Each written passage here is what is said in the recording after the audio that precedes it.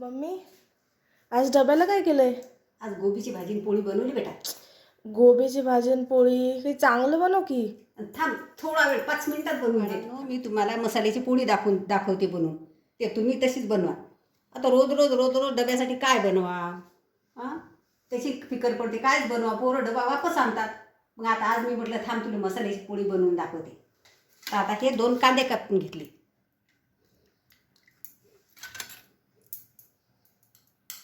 त्यात अर्धा चम्मच हळद टाकायची, अर्धा चम्मच मीठ टाकायचं, थोडा सांबार टाकायचा,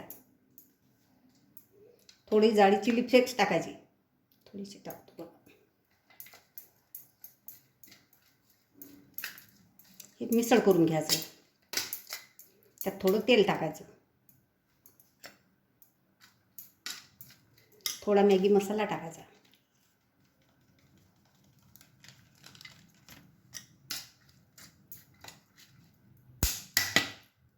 थोडं जिरं टाकायचं,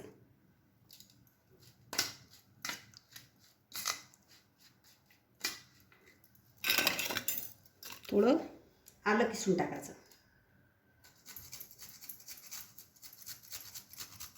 जास्त नाही टाकायचं, मुलं खात नाहीत. मग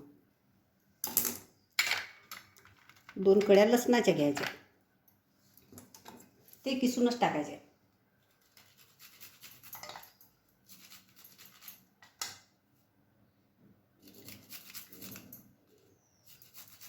आज पूर्ण पोळी खाऊन घेतली पाहिजे, वापस नाही डबा आणला पाहिजे बाळा. हो.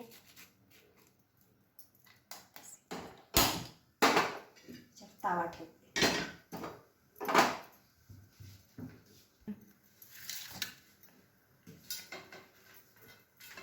आता पहिलेच कणिक भिजवलेली होती मी, त्यातलेच थोडं 2 पोळ्याचं तिच्यासाठी ठेवून दिलं होतं.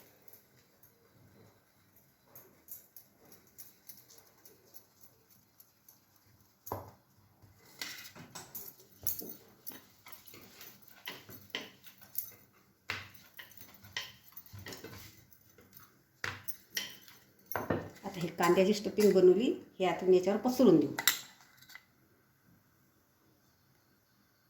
शेवटपर्यंत नाही भरायचं, मधात टाकायचं.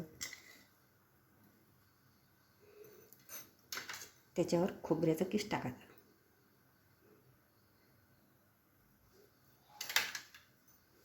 थोडंसं कोथिंबीर टाकून द्यायची त्याच्यावर. आणि आता हे पुरणपोळीसारखं याचं तोंड बंद करून घ्यायचं, म्हणजे मुलं आवडीनं खातात. रोज रोज भाजीपोळी खात नाहीत.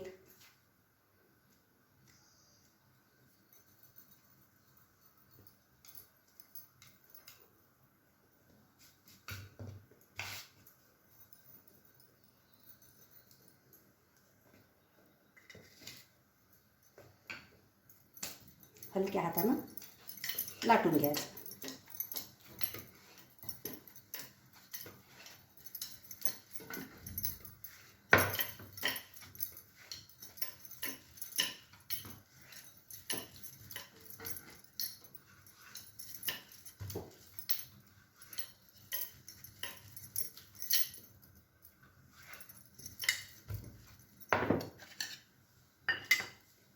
याच्यावर चिटकू नये म्हणून थोडं तेल टाकून द्यायचं.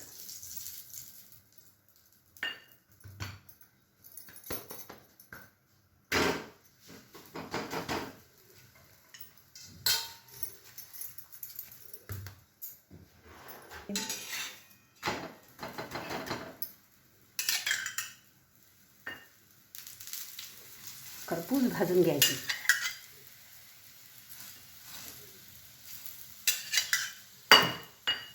आज पोळी पूर्ण खाऊन घेतली पाहिजे बाया. हो. वापस नाही आणायची पोळी. रोज रोज रोज रोज डब्यावर काय द्यायचा. भाजीपाला खाल्ला पाहिजे, शरीरासाठी भाजीपाला चांगला आहे, तो पण तुम्ही खात नाही.